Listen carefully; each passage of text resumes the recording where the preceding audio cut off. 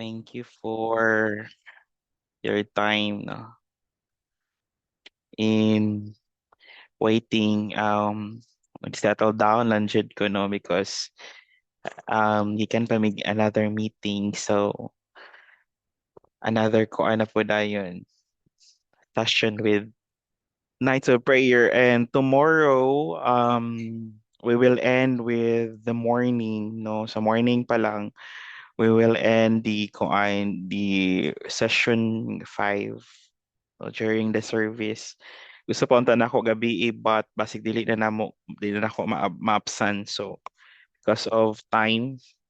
So we will have the fifth na prayer during the service na dayon ugma, no, online. So I'm hoping and praying that you are available tomorrow morning, 10 a.m. in the morning. We will start, no, and then normal time. So I encourage you to do your worship, your devotions in the morning, and then we will share words na dayon through Zoom. And also tonight, humanaman ko nag-discuss about, I want to kuan pagid emphasize unta gid the Greek mentality, and unsa ang mind ba nga mo dili siya mo override ang prayer sa mindset kibali nga naata. But anyway, I want to kuan po discuss a lot of things ana nga insight, pero the Lord is allowing me to discuss this very important po nga topic. So we will just kuan flow according to the leading of the Holy Spirit po, para di pud ta makapiso, no. There's a lot of kuan kanang nindot nga topic.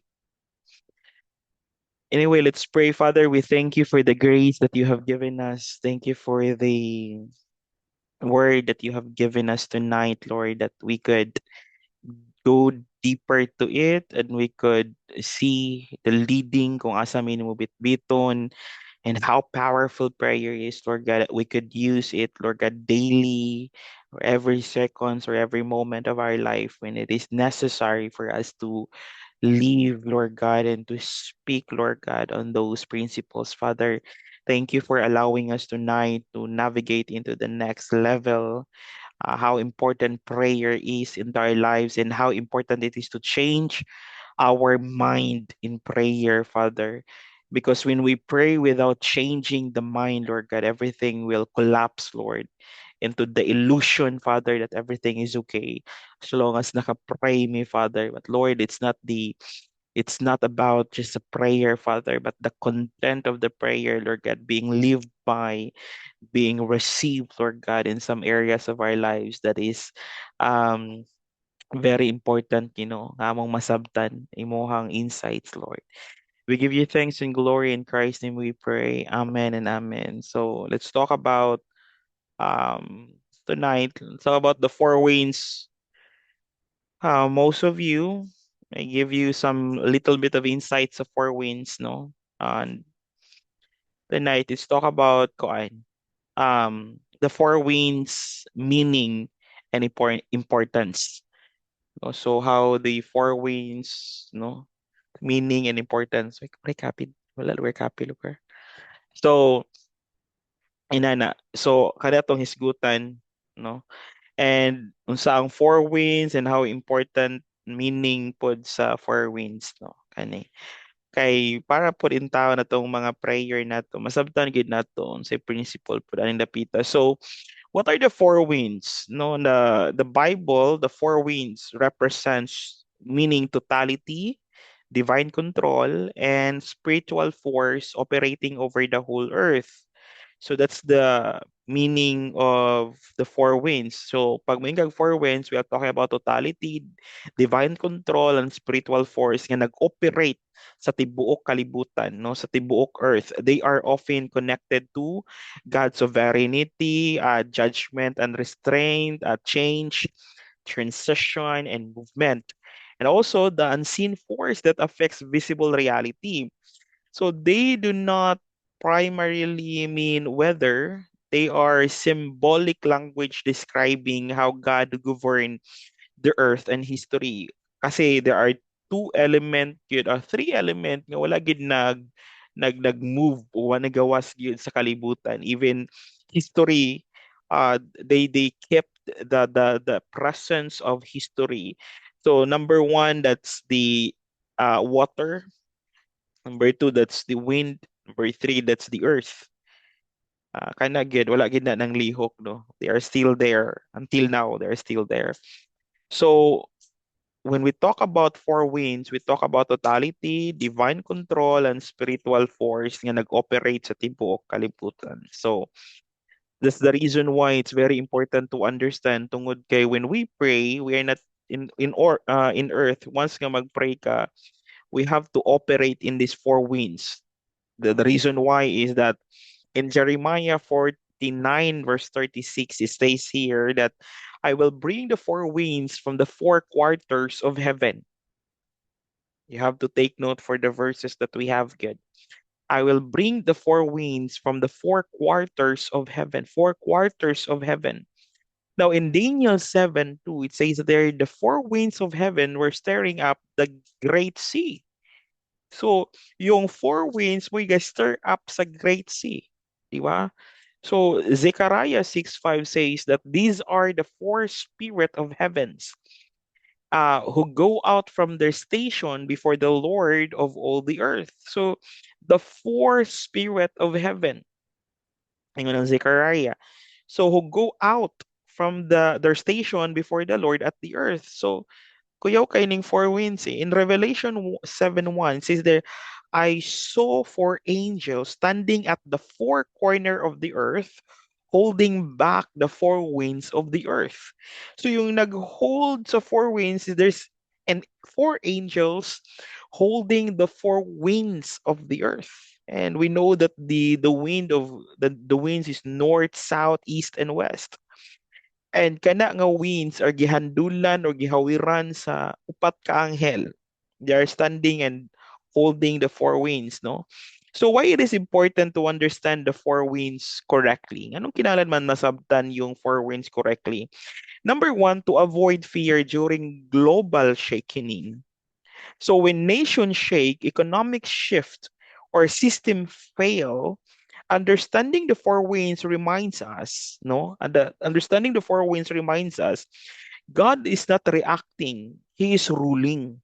So fear comes from thinking events out of control. So yung fear, nagthink siya that events are out of control. But actually, pag imong tan-awon og ayo, no, the four winds is very important. I will tell you the importance of the four winds later on, no? Para magasinabot syud ta. But I'm just telling you how important it is to know the four winds. Okay, how important it is to know the four winds to avoid fear during global crisis po. And we are entering into a downturn sa economic system, di ba? But I want you to avoid that one because we already talk about the power of this four wind, no? How important it is to know them and to acknowledge them sa to ang life. Number two, to understand season, not just events eh. So the four winds help believers interpret seasons, not just isolated problems. Some struggles are not attack, they are transitions. So kung wa ka kabalo that sa maning what happening man sa atmosphere right now, sa may kakahitabo sa akong life right now, and uh, if you don't understand seasons and not just events, masyak gid ka nga nung na mga shiftings kakahitabo sa imong work, sa imong business, sa imong family, sa imong spirituality, and so on and so forth. So why it is important to understand the four winds correctly? Di ba? Number one, to avoid fear during global shaking. Number two, to understand seasons, not events. And number three, to pray with understanding. In Revelation, in gibasa na to Revelation 7:1 ganina, angels hold back the winds. This shows that prayer can, number one, delay destruction. Number two, release restraint. And number three, prepare people before change. That's the reason why ganong dapat kabalo ta sa tuwang prayer. Dili pwede nga nag-pray-pray lang ka and not changing your mindset, or you're not beholding your prayer, or you are not kana bitong serious about what's coming out sa imong baba. Very serious kayo once sa prayer gid, no? Because understanding this prevents panic prayer and produce strategic prayer. Kaya kung wala manguga kasabot sa four winds, ay nagpray ka without understanding, guys, ang may tabo sa imuha gapanik na dayon ka. Natay mga panic prayer, mga panic nga mga strategic prayer. Magpray ta kay kuan ang kalibutan. Uy, magpray ta kay grabe na kayo ang world sa man na. Ay pa man ka nagpray sa may buting pasabutan ng dapita. Pag mag-shaking na ay pa. So we have to understand that what holds the four corner of heaven sa wind is the angel nagput anang dapita. So we can delay distraction, release restraint, or prepare the people for change if you understand the four wind. If you understand the four wind. Number four, to discern when God is shifting systems.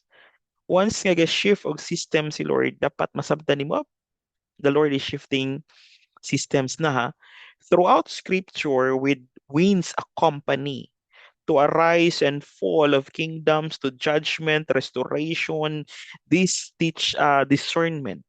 Not every shaking is the devil. Some are divine rearrangements. So that's the reason why nga kabalo jud ka unsay purpose. So how important it is aning for wind kay na kung wata kabaloan ni kabantay ba ka pag mag-prayer ka, you have breath, tama, there's wind pag maggawas ang word sa imuhang baba. So the first thing that God does when He created us was He breathed into the nostrils of men.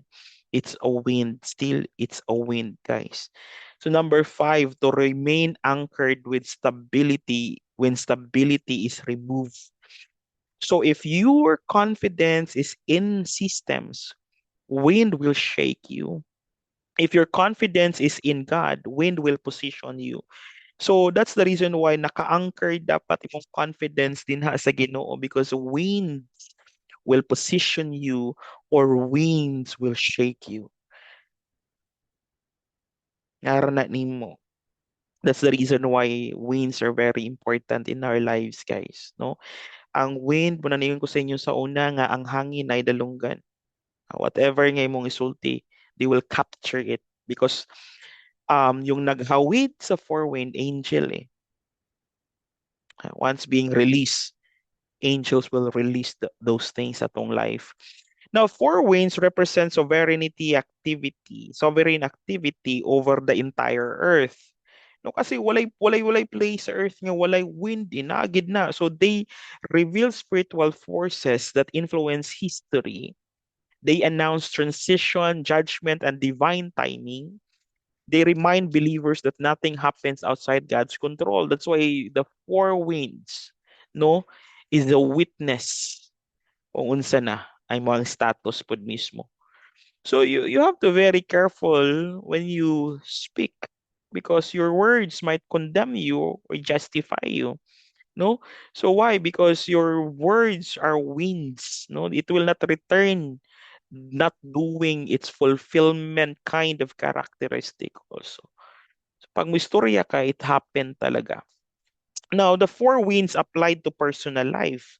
It's very important to understand how can I apply four winds in my personal life. Kasi if four winds is very important, then how should I apply it to my personal life? How should I practice it in my personal life? Kung inaana ka importante ang four wind para dili ko ma-shake, para I could pray with understanding, para kabalo ko unsay gapanggawa sa akong baba so that I'm very serious about things in my life, no? So, una, you have to understand that in personal life, the four winds represent different seasons of spiritual formation. So yung four winds, it represent different forms of seasons sa imong life, no? God does not send one kind of season only. No, He uses Variety or to mature, so different, no? Lahi-lahi nga wind yang isend para mo mature ka. So just as crops needs different weather, lives needs different winds. There will be a weather nga kinahanglan nato so that we will walk on change and transformation sa tuwang life. That's the reason why it's very important in our life. So yung first wind nga tong istoryahan, it's the north wind, na skilid ng north wind, kanang nagtakilid din na, that's the north wind. So in Song of Songs 4:16, it says they awake on north wind. Oh, nalagi north wind lagi. In Job 37 verse 22, it's out of the north comes golden splendor. So the north wind is cold, harsh, and uncomfortable. No, it represents season. Season of what? Testing, correction, pressure, or loss of comfort. So it's very important that once na nakaan na, there is a wind being released sa imuha. Gi-correct na ka, gi-pressure na ka, gi-lost na ang imuhang comfortability. How how it feels man pag nana siya. Resistance everywhere. Grabe imong resistance eh.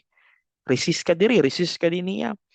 Number two, delays and obstacles. So much delays and so much obstacles that are happening. Emotional coldness. Yung emotional coldness ni mo, wala na kag patayan ng dapita. Feeling stretched or prone, no? Giproning, na proning, gibitad kagayo because that's the north wind. That's the north wind, no? So once ma-release ang north wind, na how it feels resistance. The moment you are resisting the correction and the word of God, actually the north wind is being released sa imuha to what? To awaken, no? Awake on north wind. How it serves us. How it serves us when the north wind is being released. How it serves us. Number one, kills your pride. Number two, strengthens endurance, builds spiritual muscle, and produce maturity. So how it serves you, pag ma-release ang north wind, it's good ha. Pag ma-release ang north wind, your pride is there and that north wind will kill your pride sa imong life. And also it strengthens you to endure the journey of your destiny. And also once nga ma-release ang north wind, ga-build pud na siya spiritual muscle, ga-produce pud na siya maturity, meaning once ma-release ang north wind, nanay demand of maturity, guys, no?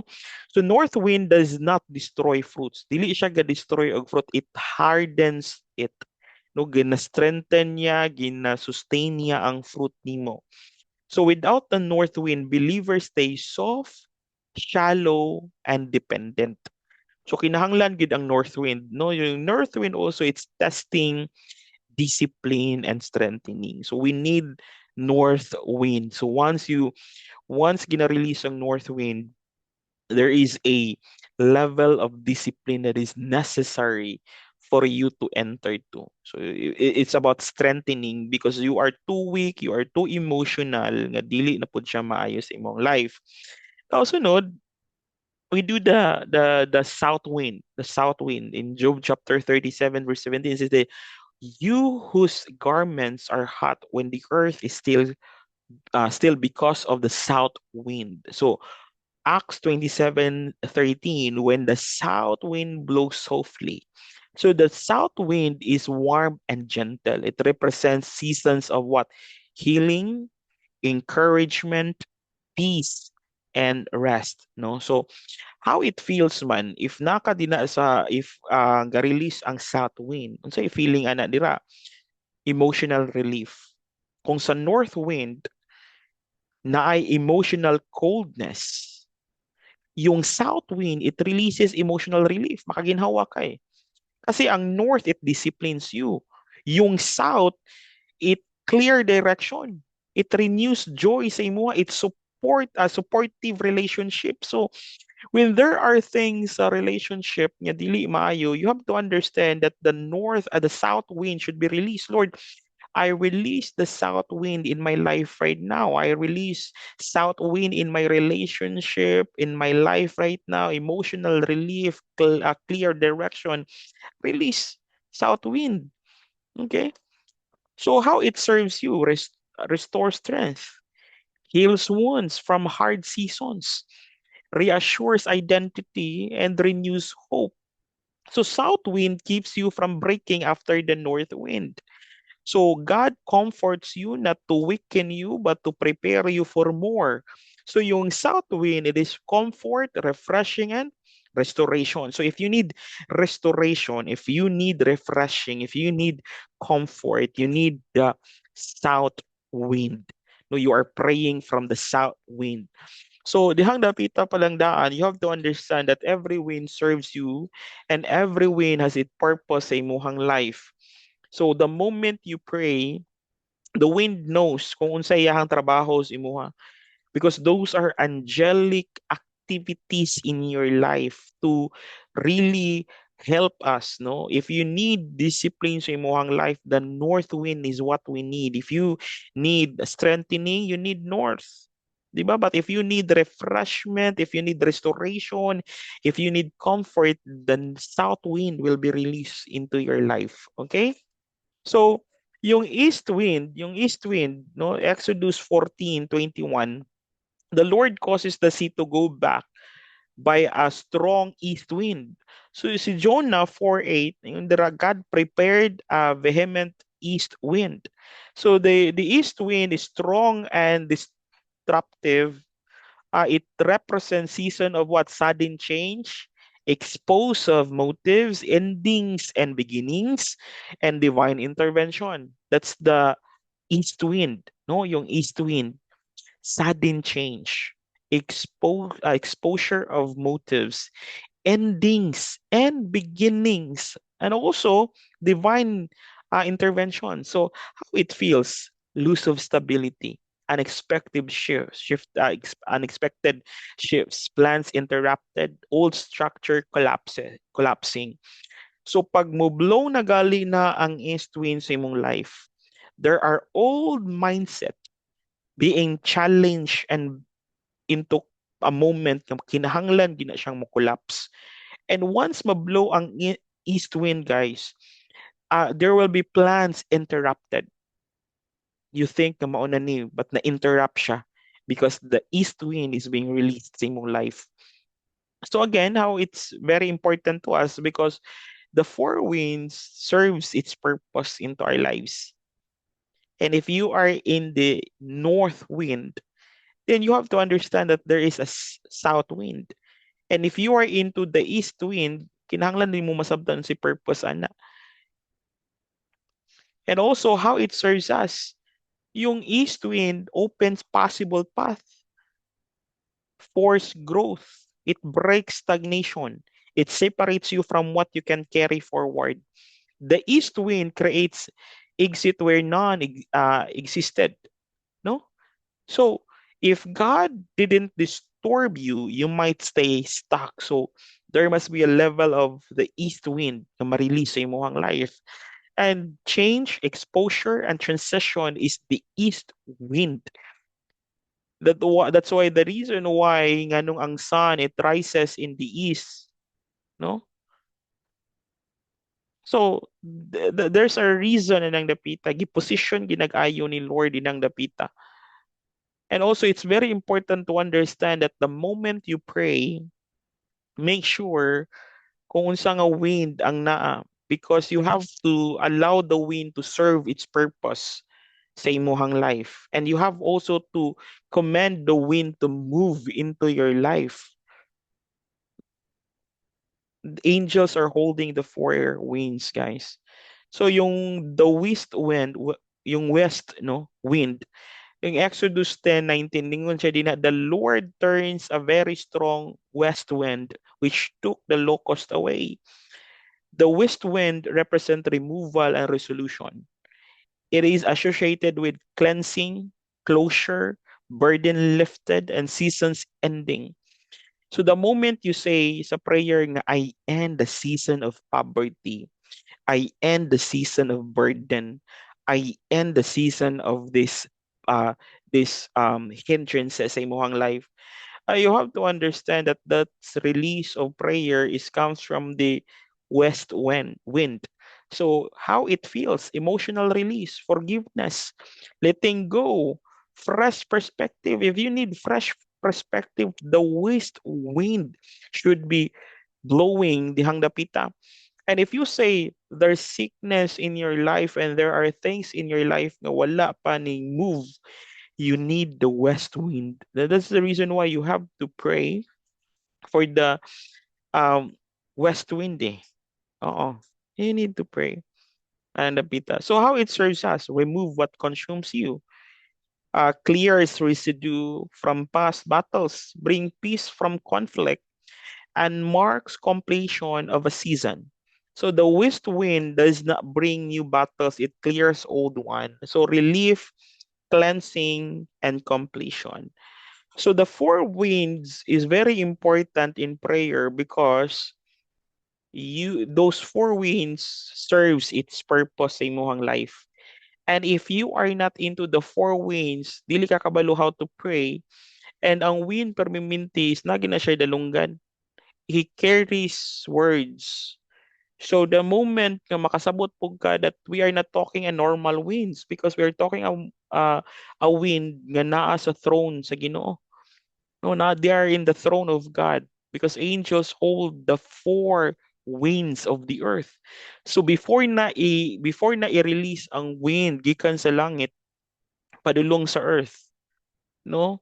We have to understand nga dapat kabalo kas principle so that when you pray, you are not praying against the atmosphere, but you are working with the atmosphere kung asa ka ginadalas Ginoo. So if you are in that four winds, dapat kabalo ka nga if there is a north wind, there is a south wind. If there is a east wind, there is a west wind. Every wind serves its purpose with their asa ka sa imong spiritual status right now. And if there are things in imong life nga need og beginning, you are in the east wind. And you have to allow that east wind to remove some things, to serve some things in imong life, di ba? You open, pag naka sa east wind, you are opening what possibilities. You need to grow. You need to break some stagnation sa imong life. So, kabalo ka nga murag na stuck man ko. East wind yung na, I need also the west wind to blow sa imong life. Those are the atmosphere that serves your purpose, your destiny in life. That's why when you pray with the right mindset, kabalo ka how to pray in the midst of famine, in the midst of challenges, because you know the atmosphere and you allow the atmosphere to serve you in your life. So you know the atmosphere, no? So it's very important to understand those things. You can review this later on. Dili kay ko magdugay. It's because I know nga daghan na kayo mog nahibawan. But you have to practice the wind, no? You have to review this one. Kabalo ko nagkuha na mo, nag-scanning na mo. You have to review this one. And also, how it's how is it it's very important, Pastor? Kasi from heaven, the four wind will be released, diba? From heaven. Kasi angels are holding the four winds eh. So there will be release there. So ang mahitabo ingon ani, the power of the earth, which is atuan ng gisgutan sa sagacity, di ba? As you can remember, the power of the earth. So, the moment na release yung four wind from heaven, there is also a word from the earth para mag-serve po sa imong purpose. They work together as one. They work together as one, guys. They are not contradicting. There are things on those areas that every part of the earth is working together with the wind. Okay, so we will discuss more about Anna because there are technicalities manggod po din hang dapita. Pero sige lang, I just want you to once you pray, you have to understand, hala, stagnated lagi ko karon. Asa ka nga wind. You are what kind of atmosphere is there? So you allow that atmosphere to serve you. 'Di ba? Bantog di ay um unsa man, bantog di ay na sudden change. na may sudden change. Ano na may divine, ano na may ending, na may beginning, no? Anong na may kanang unexpected shifting, anong na may plan interruption, anong na may old structure nga ga-collapse ako, anong na may lost of kuan kanang stability, anong inani akong gaka-feel. It's because what? Because it's serving what? Opening what? Im, opens impossibilities path, force growth, break stagnation. Gina-break day kay na-stagnate day ko. And I have to be separate you from what you carry and can't carry forward. Dapat imo na ng buhian, dapat imo na ng biyaan, dapat imo na ng i-divorce nga batasan. So there will be something nga kinahanglan nimo masabtan para pod nga ang atmosphere sa wind mag-serve sa imuha. That's why pag pray nimo, mingon na ka, Lord, I'm praying. I declare, Father, that I break every stagnation in my life right now. I separate myself from things that brings me into a moment nga mas stagnate ko, mas stuck ko. I separate my life to things that I carry nga dili na effective sa ako ang next season, Lord God. You know how to pray because the east wind is about transition and you are exposing something and you are changing something. So now I change. So kabalo ba ka in a split of seconds, mag-change yung wind. Dili na siya mo take og kanang 4 months, 5 months, 6 months, dili. Layo ra kay taan ng dapita in a split of a seconds. Pag recognize nimo unsa nga wind ang nasa imuha, then the west wind will also back you up. Back you up. Munang matingala ka human sa prayer na release, na cleansing. Ma-feel nimo na may refreshing, na may pagka-refresh. Kasi in a split of a seconds, no, the west wind is ni blow po ang west wind. Tungod kay you already recognize the atmosphere eh. Every atmosphere should be recognized. Para kabalo ka how to use it in order to serve you. In order to serve you. So pag ingon nimo na this is the atmosphere of stagnation. So this is the east wind. So I have to break something. I have to change something. There are sudden interruption. There are collapse. Na mo collapse aning system. So dili ko pwede mo kuan aning dapita. So you know how to pray, guys. You know how to pray. Di pagbabantayan nimo imong feelings. What I am feeling right now. You know what kind of wind is present. So what I have to do is to recognize the one, to break something, to allow some things to be settled. And pagkahumanda yun, there will be another wind in a split of seconds that I have to recognize.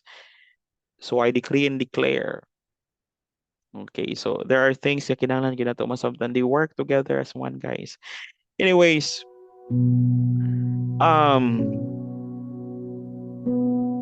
this is another level also to understand spirituality. Kasi dili ta ka-recognize eh. We think that there's something demonic working out sa atong life. Pero no, it's the wind of the atmosphere helping you to destroy and to break some stagnation in your life. It's serving you. The atmosphere is serving you. The wind is serving you. So make sure that you could recognize it. Kaya pastor nga kinahanglan naman na recognize because it worked in a rightful way when it's being recognized. Dili isad ka magdugay. Kasi in a split of seconds mag-change na eh. In a split of seconds there's shiftings that are moving. Tungod kay you know what is in the atmosphere. You know what God is about to do into your life. You know the leading. You know it's transitioning. You know it's time to let go. Because the atmosphere is telling you, I have to let go. Kabalo ka eh, that you are transforming glory to glory because the atmosphere serves you. But if you don't know the atmosphere, kay gaya-iya rata, tanga kay ta, do gabalik-balik. There's a cycle nga tuwang kanang gakahitabo sa tuwa kasi wala ta kabalo sa atmosphere. So I hope and pray nga nagasinabot jud ta namoy nasabtan gamay. I'm not expecting that you will understand it totally. Pero once nga ato na ning ma-upload sa YouTube, I suggest that you review para mas masabtan ninyo basin og inyong mga screenshots is pag screenshot ninyo to na sa lain nga slide. Anyway, a night of prayer is about teaching you to pray in the right mindset and using every strategy para nga na-result ato ang prayer, because we are not seeking prayer to be answered next day or next year or next month. We are praying because we want an answer in a present moment. There's no prayer nga gi-answer in the future. It should be answered in the present moment. So when you say the Lord is telling you that you have to prepare for it because there's another season or year, then it's not about next year. It's about the moment that you have to prepare for it. Kinay buhaton si Lord. Anyways, allow me to pray for everyone. No, allow me to pray for everyone. I know nga prayerful kay mo, pero I'm just leading you nga know the atmosphere that you are in right now. Okay? So, di kay ko magdugay, di kita magdugay. I'm just here to pray, to tell you that your winds are serving you right now. Dita parehag wind, guys, no? Kung namo sa wind sa south, kung namo sa wind sa north, kung namo sa wind sa east or sa west, lahi-lahi tang tanan. So we could not kana bitang say nga, uy, karon ra ba ang wind sa kuan? Uy, karon ra ba ang wind sa kuan? Uy, karon ra ba ang wind sa... No. Di ka kayo na kasi the wind deals what kind of character you have right now. The wind deals what kind of character needs to develop in your life right now. So dita pareha tanan nag-wind, guys, no? Dita pareha tanan. Okay, lahi-lahi ta level of winds nga ga-deal sa tuwa. So dili pwede nga hala parihat na hala o ako dili good. Actually kinahanglan gid nato na masabtan basi ang ending na feeling nato parihatan na. No, dili parihatan na, guys. The wind serves, no?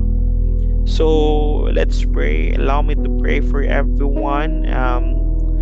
Thank you for your time, for joining. You can review this sa YouTube naman basin o ma-upload na, and I will tell you pag na-upload na. Let's pray. Father, we thank you for this very moment. I pronounce, declare, and established that the four wind will serve us. The four wind will bring the necessary transformations that we need in our lives. I also decree and declare, God, that there will be divine sagacity that will allow us to practice the four winds in our lives right now. That when there is a wind, Lord God, it will serve us. We have to align ourselves to what heaven is about to do into our lives and into our season and into the moment, Lord God, into our family, into every individual life, Father, so that the season can serve its purpose, and so that the season could not pass by without serving us.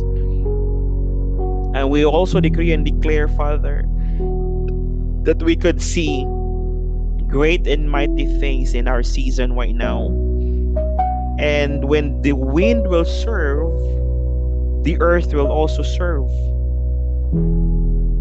And we have to understand, Lord, that the wind is necessary for us to change our mind, for us to change our perspective, for us to serve our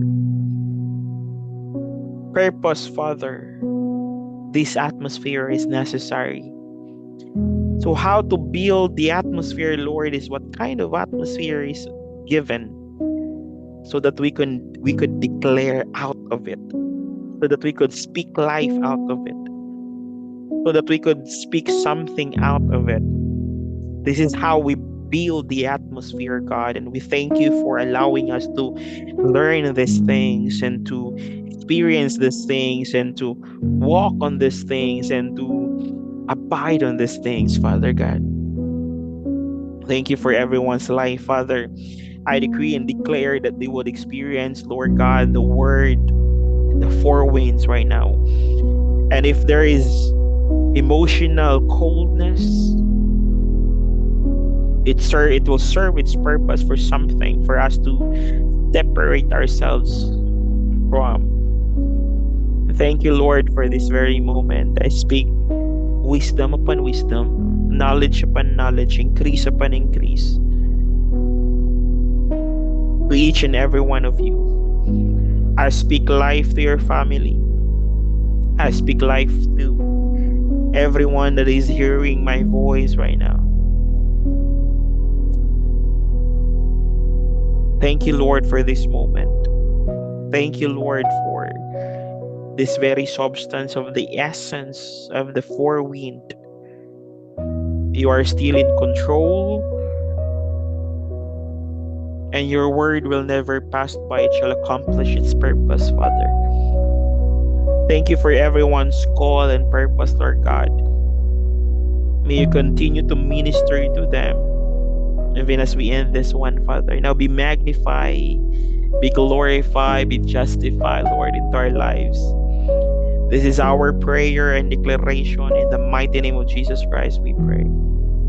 Amen and amen. So you can review this one, guys. No? So thank you so much for your time. Thank you for joining us tonight. Stay blessed, everyone.